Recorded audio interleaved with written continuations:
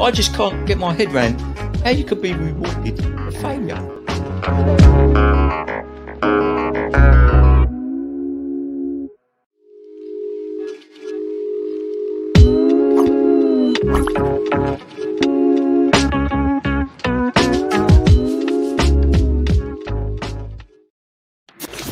Come and listen on. Don't be afraid to catch fish. Relax Radio.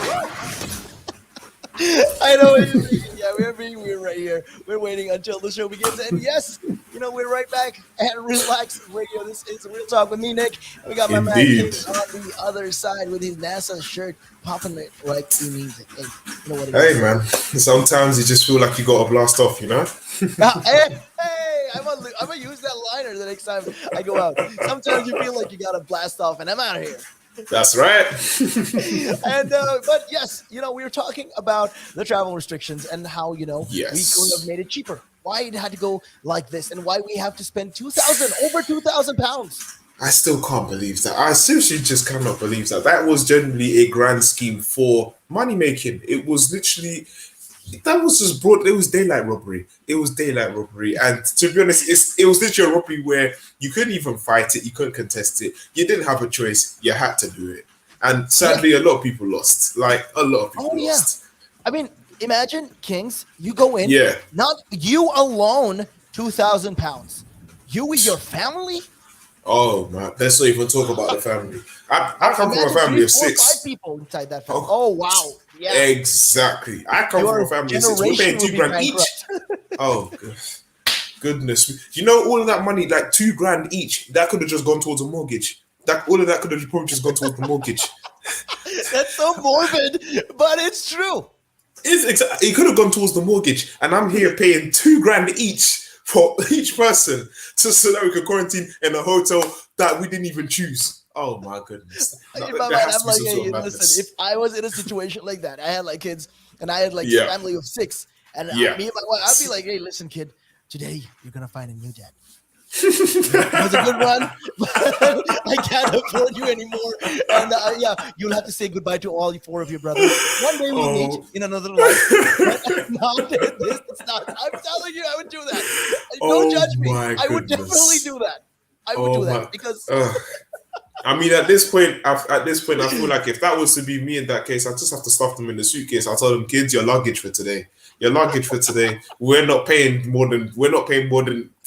We shouldn't even be paying $2,000 at this point, but we're not paying any more than $4,000. Just me and your mother. But the rest of your luggage, I have to stuff in the suitcase. Just honestly. I mean, look, if worst comes to worst, I'll just introduce them. Okay, this here is your new dad. Say hello to your new dad. I'm the uncle. I come visit every 6 months. Don't worry. Oh my goodness! Because it's that expensive. 2,000 pounds. 2,000 pounds you have to pay, and for one person, so there's like 6. That makes what? Yeah. Like 6. What? 6 times 2, 12. That's $12,000. $12,000. $12,000. Nah, that's the price of a new car. Oh, no. Nick, I can't do that. I just can't do that. That price is outrageous. It's absolutely outrageous. I mean, let's be honest. We are not even earning that much in a year to be going and spending it like we're Beyonce. Like, come on. Exactly. Like, a lot of yearly salaries are definitely more than that. But then when we take the tax away, then plus the bills, no, sir. That $12,000, I can't pay that. Otherwise, you have to take that out of my salary this year and next year. I can't afford that right now. I'm sorry, I can't. Or you may have to make it into a monthly payment. Just be taking out £50 every month until it's paid off. And you're like, hey, why am I losing £50 every month? You owe the government. Oh. Yeah. Oh, yeah. You remember the time you enjoyed, wherever you went, Mexico or Portugal or Spain? Well, that wasn't for free. Yeah. See, this is guys will start coming up in your door asking you, the finance people will be like, hey, what's happening? Where's the money? Our loan sharks and all of that. Hey, my money. Where are you at? No. No. When it gets to that point, at that point you just have to relocate and change your name, change everything. Say that if your name was James, you change your name to Timothy. You're no longer living in your specific location. You've moved from London to Wales, and you've just changed your whole everything about you. You're no longer the same person that you used to be. This is the thing, Kingz. I want to know my biggest question, and I'm gonna ask you this too. My biggest question: how does the government quantify whether a country is red list or not? How does it quantify the people? How do they decide at this point? Okay, this country is going to be a red list. This country is going to be an amber list. Okay, I'm going to give my opinion here, and this is what I think. So, I feel as though the way in which that they'll be able to quantify which countries are amber, which countries are red, which countries are green, is based on which countries which countries have had like the most cases in terms of rises or anything like that. So more time, there's the news, they're always going to be keeping an eye on the news, they're always going to be keeping an eye on this and on that. But then it's like, whilst keeping an eye on all of this stuff, and you rank these countries in terms of which of their people have received most of their they've been receiving most of their not vaccines, it's which countries have received more of a surge in COVID cases. That's it. They've received more of a surge in COVID cases. Which countries have received positive, like how many countries are highly positive, and what countries have been interacted with where.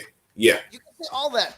Okay, fine, agreed. Fine, agreed. The ratio and all that. But the UK, if you check around the world, the UK is in the red list. I'm sorry, this is the point that I will never understand, because how can the one country that decides to quantify the rest of the world as, okay, this place is red, this place is red, this place is red, this place is red. How are you gonna, it's like, do you know what it's like? It's like the pot calling the kettle black. How can you do that? It makes the irony is hard to miss there, but it is that's the question. Like, I want to know, how does the UK decides? Okay, you are green list, you are on amber list, you are on red list. But then when you fall down to when other countries decide which country, like our country, which of our country rather is on the red list or not, they say, okay, what about the UK? The UK falls on the red list. So what's good with that? Yeah, literally, it's like just like you said, the UK will sit there, okay, you're green, you're red, amber. But then every country will sit there and look at the UK and think, but you're red. You're red. Right? You can't rank us. You're red. Like, how can you do that? As I said, it's like the pot calling the kettle black. It doesn't work. It doesn't work. I will never understand how it works, but I mean, hopefully they will. Again, this is the problem. We gotta be more transparent. Hopefully, the government will be more transparent with this. I really think they should. They should. Yes. And yes. I feel like this is a very, very flawed system. Is my point on it. This system is traffic light system is very flawed. So there's so many. Unless the government comes up with something better. Yeah. I feel as though, along with the whole COVID and everything like that, with so much that's just gone on, everything that's transpired, it's definitely put a lot of stress on so many people, including the people that work within the parliament. But then it's like, I know that you're stressed, but don't make decisions based off of your stress, or don't make decisions which are completely irrational. Like opening the borders when our cases are still, not really all that great. Our cases are still fluctuating. It doesn't really make sense, but at the same time, people have to live their lives. People need to, people still need to do what they got to do. So it's tough. If I'm honest. I know. But hey, let's see how it goes. I mean, we were talking about all these things and all of that, with that regards.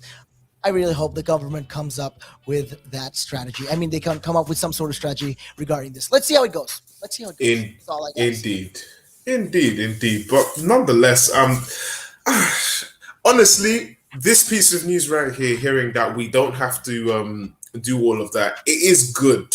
It shows a step in the right direction for not necessarily just the UK, because it is definitely good for the UK. It's good for the citizens of the UK. That means at least now we have access to another country where we don't need to spend stupid money over there and over here, Exactly. So Let's see how it soon, goes. Let's see how it goes. honestly, and on top of that, soon it's just like I really, really hope that we'll be able to come to some sort of, we'll be able to come to some sort of uplifting. We'll come to some sort of uplifting, like not a ceiling, but we'll just get to some sort of rise where things will just get so much better.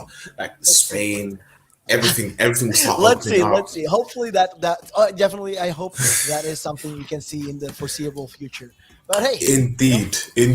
And nonetheless, I don't know. Me seeing this now is kind of giving me the urge to want to go to France. I feel like I want to go and get myself a croque monsieur and you got your enjoy. Saturday, Sunday. You got your Saturday and Sunday, your weekend. Go. I'll be here chilling at my room. I'm gonna relax, and just like that on Relaks Radio. Definitely. But before that, it's the time of the day. Yeah, while my buddy Kingz is traveling abroad to France, we gotta wrap the show. Yep, I gotta relax. I'm gonna relax whilst listening to Relaks Radio. Everyone's gotta do it. So, but nonetheless, ladies and gentlemen, we are at the end of the show. I hope you've enjoyed everything that we have come to tell you about, because I have definitely gotten so much fire off of my chest right now. So, ladies and gentlemen, just go ahead, Nick. Go ahead. No, I mean, it's a good thing. Again, we are, it's time. We got a lot of fire. And now, though, it is time that we blast off using your words. Indeed. Oh, yes, that's right. So, ladies and gentlemen, we've got to make like NASA and blast off out here. So, ladies and gentlemen, it has been Relaks Radio. This has been Real Talk. And we are your hosts. My name is Nick. Him right there, that's Nick. I'm Kingz. We got Kingz. And we will see you next week. That's right. Keep it locked right here on Relaks Radio.